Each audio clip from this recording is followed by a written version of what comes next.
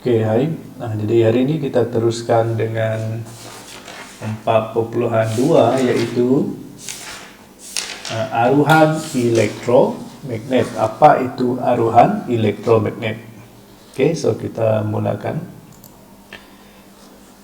Oke, apa itu aruhan elektromagnet? Aruhan elektromagnet adalah kalau penghasilan, contohnya lah, cikgu bagi contoh di sini.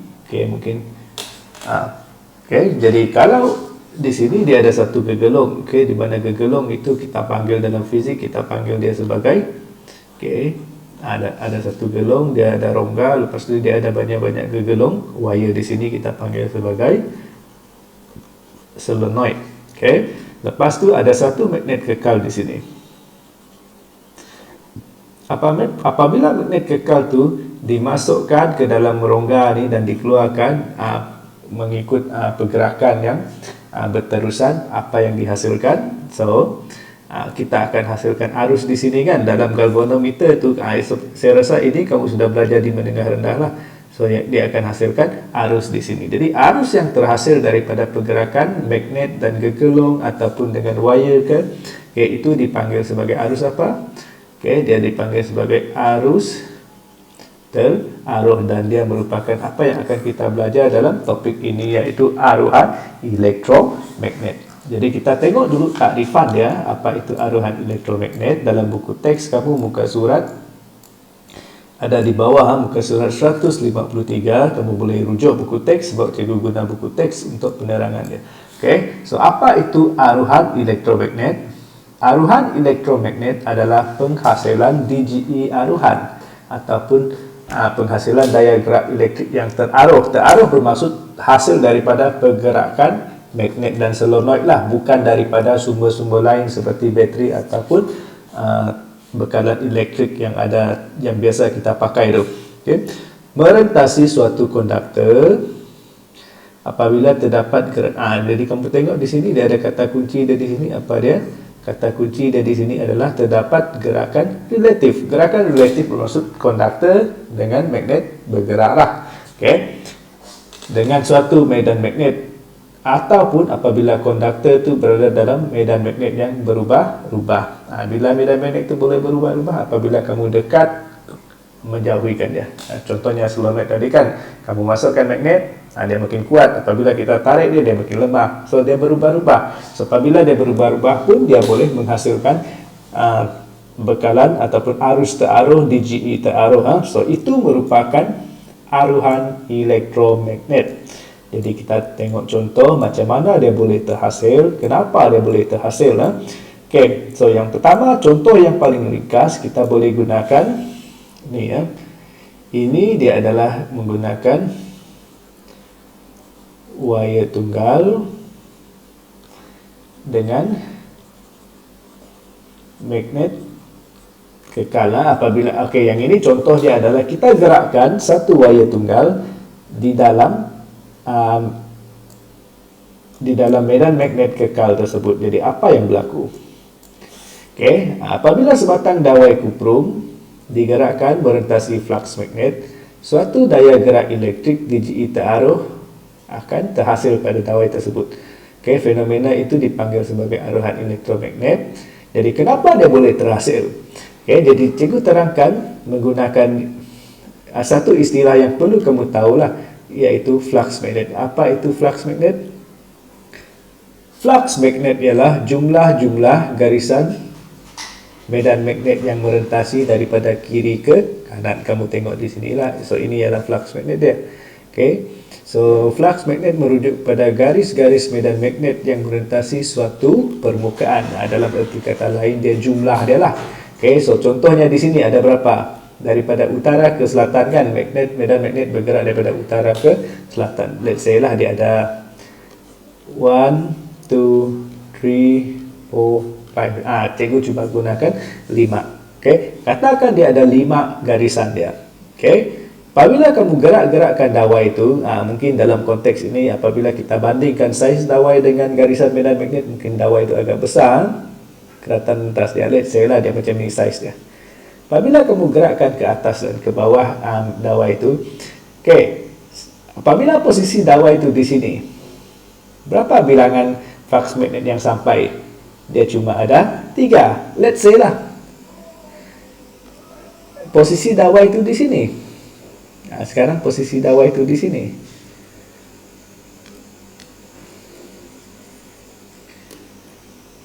Okey, tadi berapa? 5 kan? 1, 2, 3, 4. Lebih ke? 1, 2, 3, 4, 5. Okey, let's say lah. Okey, sekarang posisi dawai dia di bawah di sini kan. Berapa garisan medan magnet yang sampai ke sebelah? Daripada utara ke selatan, dia sudah menjadi 4. Jadi apabila kita gerakkan dawai ini atas dan bawah, bilangan garisan magnet yang sampai daripada kutub utara ke selatan pun berubah-ubah. So itu dikatakan sebagai flux magnet lah. Itu maksudnya flux magnet, perubahan flux magnet. Flux magnet merujuk kepada bilangan dia. Kalau kamu potong di sini, let's say lah dawai kamu saiz ini, cuma sebelah bawah yang sampai. Tetapi kalau kamu potong di tengah, atas dan bawah sampai. Okay, so bilangan yang sampai daripada utara ke selatan sentiasa berubah-ubah. Jadi perubahan dari segi flux magnet tu, kadang perubahan flux magnet tu itu yang menyebabkan arus teraruh lah ataupun arus terhasil. Okay, next one, apabila kita belajar berkenaan dengan penghasilan arus dia, so ada dawai tunggal dan magnet kekal tu, kita perlu belajar satu peraturan yang dipanggil sebagai petua tangan kanan. Hari tu kita belajar petua tangan kiri kan. So sekarang kamu nak belajar petua tangan kanan. Okey, sama juga hari tu macam ni kan. So sekarang pun kamu buat macam ni. Ini menunjukkan gerakan dawai. Ini ini ialah medan magnet. Medan magnet masih ingat utara ke selatan. So this one is, pastikan sebelah tapak tangan ini ialah utara ke selatan, north to south. Okay, ini geraklah. Kalau kamu tarik dawai itu ke atas, ini tunjukkan ke bawah. Kalau dawai itu bergerak ke bawah, kamu macam ni lah. Okay, ini pula menunjukkan arah dia. Mana arah arus yang terhasil. Ini ialah arah arus yang terhasil. So bermaksud sini positif, sini negatif lah. Okay. So dia ada tiga paksi ya. Kalau biasa kita kan dalam matematik kita belajar 2 paksi saja, x, y. X, y kan. So sekarang dia ada satu lagi paksi z ya. So di mana ibu jari kamu ialah daya. Daya sama seperti gerakan lah. Ini ialah gerakan. Kamu boleh hafal FBI senang. F ialah daya ataupun gerakan lah. Sama juga framing left hand rule. FBI, F ialah daya. Dalam kes ini F dia adalah gerak. Kamu gerakkan, so menggunakan daya juga kan. Okay. B ialah dia punya kutub. Ini ialah dia punya arus. So ingat, bila kita guna petua tangan kanan, petua tangan kanan diguna apabila kamu tengok dalam gambar rajah tidak ada bateri, tidak ada sumber, dia menggunakan gerakan untuk hasilkan arus. Itu petanda dia kita nak gunakan petua tangan kanan. Bila guna tangan kiri pula, tangan kiri ialah ada bateri. Dia suruh kamu meramal mana pergerakan dawai ataupun mana arah pergerakan arus. So kalau ada bateri, kamu jangan guna kanan, kamu gunakan kiri. Itu tips yang paling mudah lah. Okay, so kita cuba. Okay, cikgu cuba guna ni lah. Okay, so sekarang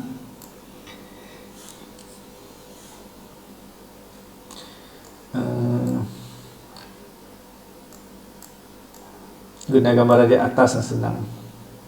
Okay, so let's say saya gunakan gambar raja atas. Kenapa arus dia adalah sedemikian rupa? Okay, so sama-sama buat. Kalau kamu sambil kamu dengar, kamu boleh cubalah. Okay, so sekarang FBI kan, apa yang kamu perlu buat dulu, seperti kiri juga, kita tunjukkan kutub dia. Kutub adalah daripada kanan ke kiri, betul? Utara ke selatan. So gunakan, mana dawai itu digerakkan? Gerak atas kan?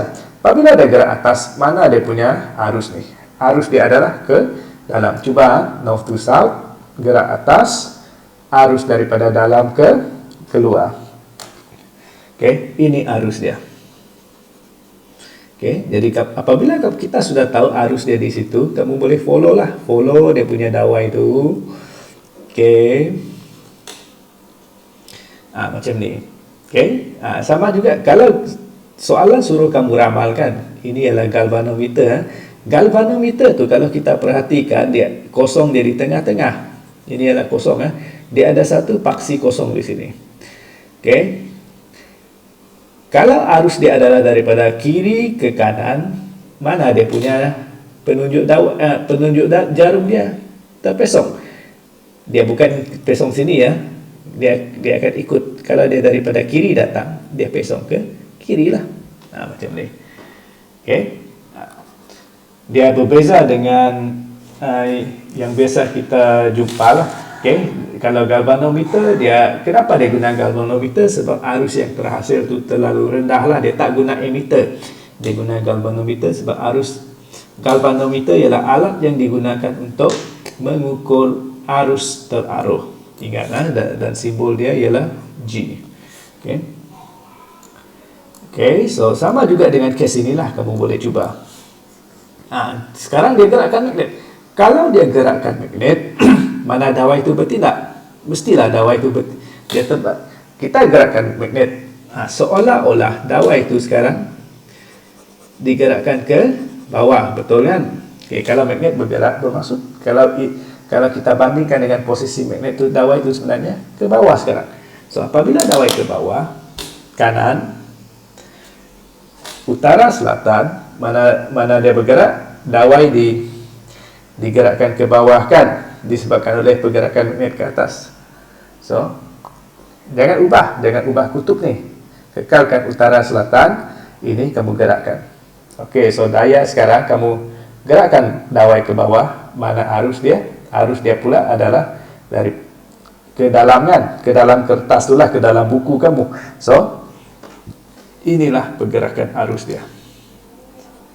Apabila kamu tahu arus dia daripada dawai kuprum tu, kamu boleh ramal lah mana dia punya dawai itu. Sebab itu kalau dia dilukiskan tadi seperti yang cikgu katakan, kalau daripada kiri ke kanan, mana dia terpesong, kanan ke kiri sekarang, dawai dia akan terpesong ikut arah di mana arus tu datang. Kalau dia datang daripada kanan, di sini lah dia terpesong. Okey, itu petua tangan kanan Fleming. Itu yang pertama. Banyak petua yang perlu kita guna dalam 4.2 tu. Sebab itu hari itu cikgu tanyalah. Okey, pastikan 4.1 kamu sudah mahir. Okey, selain daripada dawai memotong medan magnet kekal, kita juga boleh menggunakan gegelung. Okey, gegelung pun boleh memotong medan magnet yang berubah-ubah. Contohnya yang inilah. Apabila saya masukkan magnet tu ke dalam, of course dia menjadi semakin kuat. Okey, apabila saya gerakkan dia menjauhi, dia akan menjadi semakin lemah. Jadi medan magnet di situ dia berubah-ubah kekuatannya. Itu yang pertama. Yang kedua, so setiap medan magnet, okey, cikgu lukis. Dia ada hasilkan garis dia kan. Okey, garis-garis ini. Okey, dia ada garis dia. Ingat, garisan medan magnet adalah daripada dia macam ni ya. Kalau ini adalah magnet utara, selatan, dia daripada utara ke selatan kan. Ini sudah belajar dalam sains menengah rendah kamu. So dia ada medan magnet dia bukan setakat inilah, dia beginilah. Okey, garisan-garisan medan magnet tu kalau magnet tu dimasukkan ke dalam gegelung, apa yang berlaku sebenarnya? Garisan yang banyak-banyak tu dia sebenarnya akan dipotong. Kalau tadi satu dawai pun boleh potong kan, dia boleh potong garisan medan magnet yang banyak. Apalagi kalau dia gegelung ni kan, dia banyak dawai di situ kan. Okey, dia mempunyai banyak dawai di sini.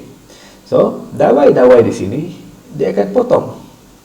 Okey, potong garisan medan magnet tu. Jadi apabila dia potong, berlakulah perubahan flux magnet yang bergerak daripada utara ke selatan. Ingat balik apa itu flux magnet. Flux magnet ialah bilangan garisan medan magnet dalam suatu permukaan, ataupun dalam erti kata lain yang sampai daripada kutub utara ke selatan. Okey, apabila berlaku perubahan flux magnet, bilangan garisan medan magnet tu disebabkan oleh sebilangan dia sudah dipotong, disekat, maka arus akan terarah. Ada dua kaedah. Kaedah yang pertama, kamu potong pada pada medan magnet kekal. Yang kedua, kamu gerakkan medan magnet masuk ke dalam solenoid. Gegelong tu kita panggil sebagai sistem ini kita panggil sebagai solenoid. Alright. Third one, apakah faktor-faktor yang mempengaruhi? Apakah yang mempengaruhi saiz dia, saiz arus yang terarah? Kalau kamu masih ada basikal yang punya dynamo tu, kamu tahulah. Tetapi sekarang budak-budak sekarang dia tak tahu macam mana dynamo di basikal tu berfungsi. Never mind, cikgu akan list out lah. Apakah faktor-faktor yang mempengaruhi berapa kuatkah ataupun berapa lemahkah arus yang terarah? Yang pertama, yang menyebabkan arus tu lemah adalah ataupun kuat ataupun lemah, faktor yang pertama adalah kamu boleh tengok muka surat 155. Yang pertama ialah laju relatif. Yang pertama kita cikgu list out laju relatif. Yang kedua, kekuatan medan magnet. Apalagi yang ketiga adalah bilangan lilitan. Dia ada 3 faktor. Yang pertama, cikgu ulang balik. Yang pertama ialah laju gerakan relatif. Yang kedua adalah kekuatan medan magnet. Kekuatan medan magnet itu merujuk kepada medan magnet ataupun magnet kekal yang kamu gunakan. Kalau kamu gunakan medan magnet yang lagi kuat, bermaksud arus yang terhasil tu lagi besar lah, ataupun DGE yang terarah tu akan menjadi lebih besar. Laju itu lah, kalau kamu gerakkan dia dengan lebih laju dan berulang kali, sama juga arus yang terarah ataupun DGE yang terarah pun akan meningkat. The third one ialah bilangan gegelung. Kenapa bilangan gegelung? Sebab bilangan gegelung ini, bilangan gegelung, semakin banyak bilangan gegelung, semakin banyaklah garisan medan magnet yang dipotong. Apabila dia boleh potong lebih banyak garisan medan magnet, kadar perubahan flux magnet itu akan meningkat. Kalau kadar perubahan flux magnet meningkat, maka arus terarah pun meningkat. So 3 faktor tu ingat. Alright, so kita cuba aplikasi menggunakan Fleming.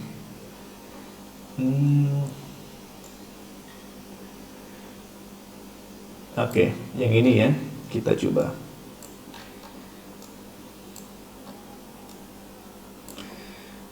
Alright, so kita praktis balik lah. Adalah Fleming ada di muka surat 157. Tapi cikgu mention awal lah supaya cikgu boleh terangkan. So let's say lah cikgu nak explain yang ini, this one.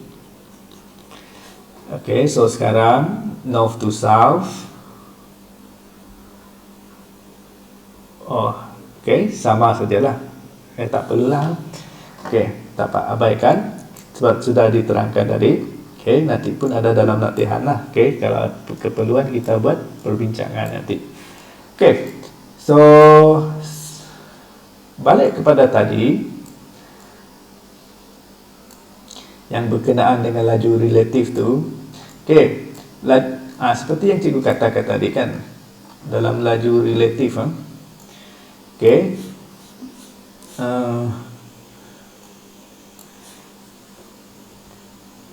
jika bagi gerakan relatif antara solenoid dengan magnet, DGE terarah akan bertambah sekiranya laju relatif dia meningkat. Bermaksud kalau kamu gerakkan magnet dan solenoid itu dengan lebih laju. So ini ada kaitan dengan satu hukum. Apa-apa yang berkaitan, contohnya yang pertama, yang kedua, even yang ketiga ni pun tiada kaitan dengan satu hukum yang mengatakan hukum tersebut ialah hukum Faraday. Ingat, hukum yang pertama selain daripada petua tangan kanan tu, sekarang kamu belajar satu hukum yang dipanggil sebagai Faraday. Hukum Faraday mengatakan bahawa magnitude DGE teruh adalah berkadar terus dengan kadar pemotongan flux magnet. Maksud kalau flux magnet itu lebih banyak garisan magnet dipotong, maka DGE teruh pun akan meningkat. So itu ada kaitan dengan hukum Faraday yang sila hafal, yang mengatakan arus ataupun DGE teruh dengan kadar pemotongan flux magnet. Hukum Faraday kamu boleh bacalah sejarah siapa itu Michael Faraday ya. Okey. Selain daripada hukum Faraday, ini hafal dia ada kaitan dengan flux magnet tu. Kita akan belajar berkenaan dengan satu lagi hukum, iaitu hukum Lenz. Okey, hukum Lenz. Okey, apa itu hukum Lenz? Okey. Lenz law ni dia ada kaitan dengan solenoid dan magnet lah, nanti cikgu akan terangkan. Okey, hukum Lenz mengatakan bahawa arus aruhan sentiasa mengalir, bermaksud arus yang hasil tu sentiasa mengalir pada arah yang menentang perubahan flux magnet yang menyebabkan dia. Okay, arus aruhan yang mengalir pada arah menentang perubahan flux magnet yang menyebabkannya. Okey, apa maksud dia? Jadi sekarang cikgu terangkan. Okey, so sebelum itu cikgu ajar kamu dulu macam mana nak menentukan kutub dia. Okay, let's say ini merupakan satu solenoid.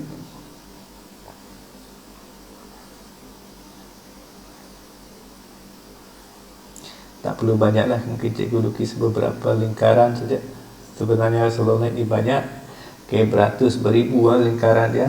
Okay, untuk pemudahkan cikgu just lukis beberapa lingkaran untuk kamu lihat proses dia lah. Okay, sekarang mengikut hukum Lenz tadi kan, arus yang terhasil akan mengalir pada arah yang berlawanan dengan perubahan flux magnet yang menyebabkan dia. Apa maksud tersebut? Okay, let's say sekarang dia ada north dengan south ataupun utara selatan lah. Jadi apabila saya mendekati ataupun saya tolakkan magnet ini mendekati dengan gegelung, okay, apa yang berlaku? Okay, kalau saya tolak dia dekat, apa yang berlaku di sini adalah arus akan teruh di sini kan? Okay, arus akan teruh di sini, tetapi arus yang teruh di sini dia akan bertindak seolah-olah supaya dia menghasilkan kutub apa? Macam mana dia nak melawan pergerakan magnet? Kalau north dah masuk sini kan, dia nak melawan. Untuk melawan dia pun akan hasilkan kutub north di sini. Okay? Dia nak melawan. Kalau kamu sekarang kan magnet kamu sudah di dalam. Okay, slow-slow kita terangkan. Ini ada abstrak sikit. Okay, so sekarang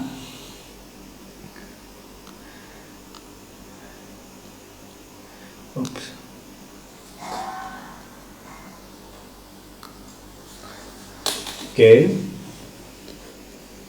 hold on.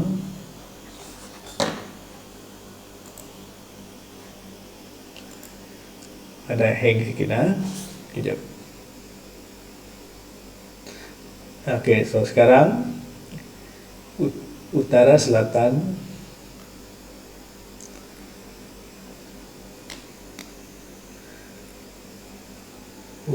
what happened?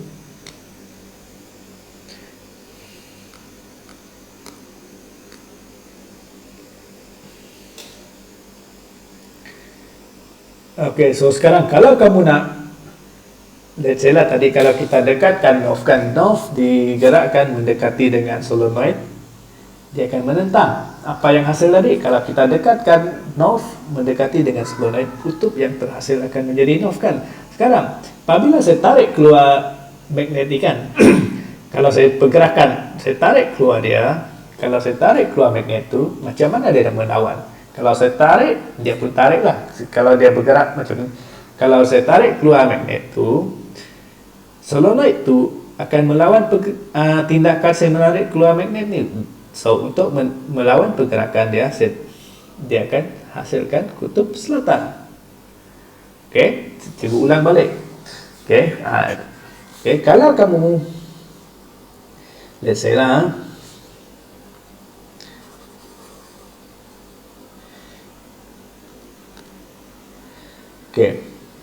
ulang balik penerangan dia. Ini ialah let's say lah secara ubah utara, selatan. Selatan mendekati dengan magnet. So sekarang kalau kamu nak dekatkan magnetik ke dalam, macam mana dia menawan? Dia nak tolak kan? Kalau kamu, contohnya ini medan magnet, kamu nak tolak magnet tu masuk ke dalam, arus yang terhasil akan menghasilkan kutub yang berlawanan supaya kutub yang sama untuk menolak dia keluar. Dia macam mana mau melawan pergerakan ni. Kalau kamu tolak masuk, dia nak tolak keluar. So macam mana dia nak tolak keluar? Hasilkan kutub yang serupa. Itu yang pertama, dia mesti melawan. Kata kunci dari sini adalah melawan, menentang. So sekarang kalau kamu keluarkan dia, let's say lah saya keluarkan,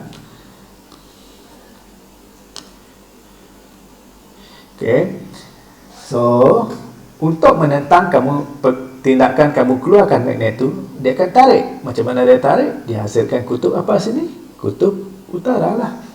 North. Itu maksudnya hukum Lenz. Cikgu harap kamu faham penerangan cikgu walaupun agak panjang lebar disebabkan oleh lagging Microsoft Whiteboard ni. Never mind. Apabila kita tahu apakah kutub yang terbentuk di sini, kamu boleh meramal macam mana arah pergerakan arus dia. Yang ini kamu ada dua kaedah. Kaedah yang pertama, kamu boleh rujuk menggunakan, kamu imagine lah mata kamu di sini. Contohnya kan tadi, kalau kamu sudah tahu ini adalah north, ini adalah south. Kalau dia adalah kutub utara, arah dia adalah lawan arah jam. Kalau dia adalah selatan, dia adalah ikut arah jam. Itu yang pertama. Kaedah yang pertama, kamu imagine, kamu sedang perhatikanlah. So, tadi ini kan, ini adalah selatan. Kalau selatan macam mana? Ikut arah jam. Kalau ikut arah jam, dia macam ni kan. So, arah arus dia adalah begini. Kalau kamu imagine, mata kamu di sini lah. So, sekarang daripada sebelah kiri ni, dia adalah kutub utara kan. Kalau kutub utara lawan. Kalau mengikut lingkaran dia, kalau mengikut lingkaran lawan macam ni kan. Betul? Sama juga. Jadi kalau kita tengok pada dua-dua arah dia mesti sama. Jangan sini ke sini, ke sebelah dalam, ini ke sebelah luar pula. Dia mesti sama punya kalau kamu gunakan teknik imagination. Ingat, kalau kamu lihat daripada kutub utara, arah pergerakan arus mesti lawan arah jam. Kalau daripada selatan, mesti ikut arah jam. Apabila kita tahu, kamu boleh lengkapkan litar dia dan kamu boleh meramal lah mana pergerakan jarum tu. So, jarum dia akan terpesong ke kiri disebabkan arus adalah daripada kiri ke kanan. Itu yang pertama. Kaedah yang kedua, kita guna petua genggaman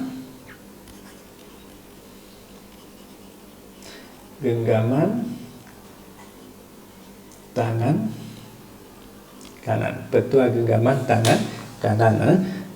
Macam mana? Petua genggaman tangan kanan dia senang saja. Pastikan kamu genggam. Contohnya kan, kamu imagine kamu genggam. Tetapi kamu genggam macam ni kan, tangan kanan. Ini tunjukkan pada arah north. Mana kutub north tu? Sebab kamu sudah meramal kutub tu daripada pergerakan magnet. So, kalau kamu tunjukkan, ini kan north kan? North kan di kiri kan? So, kita macam ni. Kita genggam dia ke arah north. So, mana arus dia? Daripada luar ke dalam kan? Betul lah, daripada luar ke dalam. Ada dua kaedah. Yang pertama, kamu tengok daripada kedua-dua belah, tengok arah dia. Kaedah yang kedua ialah kamu gunakan tetua genggaman tangan kanan. Okey, so kita apply dua-dua tu. Contohnya, cikgu gunakan D Kita cuba gunakan D sebelum kita habiskan D. Okey, so sekarang magnet ditarik keluar. Kalau magnet ditarik keluar, macam mana dia nak menentang pergerakan tu? Kamu tarik keluar magnet, dia nak sedut balik. So, untuk sedut balik, dia hasilkan kutub yang berlawanan di sini, iaitu kutub utara. Okey, kalau sini utara, sini mestilah selatan, betul. Okey, jadi sekarang kamu nak guna mana? Kalau cikgu akan sarankan kamu guna genggaman tangan kanan, senang. Okey, mana knob dia? Susah lah guna BM ni. Sini kan utara utara dengan knob merujuk benda kutub yang sama lah. Okey, ingat ini tunjukkan kepada north ataupun dia punya utara. Utara di sana kan, so genggam macam ni. So mana arah arus dia? Daripada dalam keluar, betul tak? Okey, dalam keluar. So daripada dalam keluar, so kamu lukis di sini dulu. Sudahlah kamu lukis di atas solenoid, baru kamu lengkapkan litar. So mana arus dia? Kiri ke kanan kan, pada galvanometer kan, dia akan terpesong ke kiri. Okey, cuba lagi kita test lagi. Let's say saya nak gunakan A. Sekarang magnet ditolak, masuk mendekati solenoid. Kutub apa ni? Utara. Macam kalau kamu tolak masuk, apa tindakan dia nak melawan dia? Dia nak tolak keluar kan? Untuk tolak keluar, dia mesti hasilkan kutub yang serupa. Hasilkan utara. Kalau sini utara, ini adalah selatan. Genggam dia lah. Apabila saya genggam, saya tahulah dia ke genggam dari dalam keluar. Ada satu lagi aktiviti dalam buku teks kamu boleh cuba. Sebelah ni Okey, kita boleh cuba yang ini.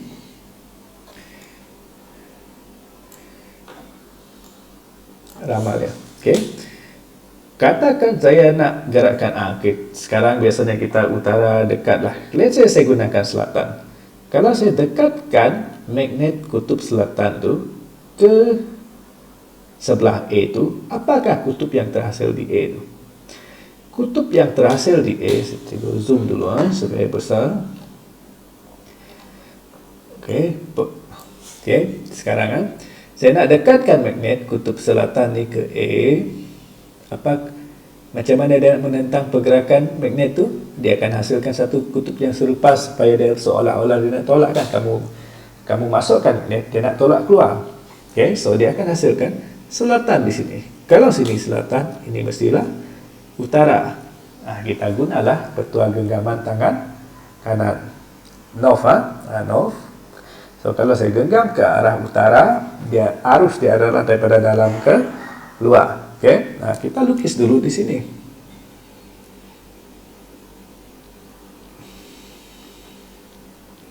Okey, baru kamu boleh lengkapkan pada litar dan kita boleh ramalah mana jarum dia terpesong nanti. Jarum akan terpesong ke sinilah. So itu ialah kaedah dia. Okey, ingatlah hukum apa tadi? Hukum yang dinamakan sebagai hukum Lenz law, iaitu arus yang terarus sentiasa mengalir pada arah yang bertentangan dengan perubahan flux magnet yang menyebabkan dia menentang seolah-olah dia menentang pergerakan magnet tersebutlah.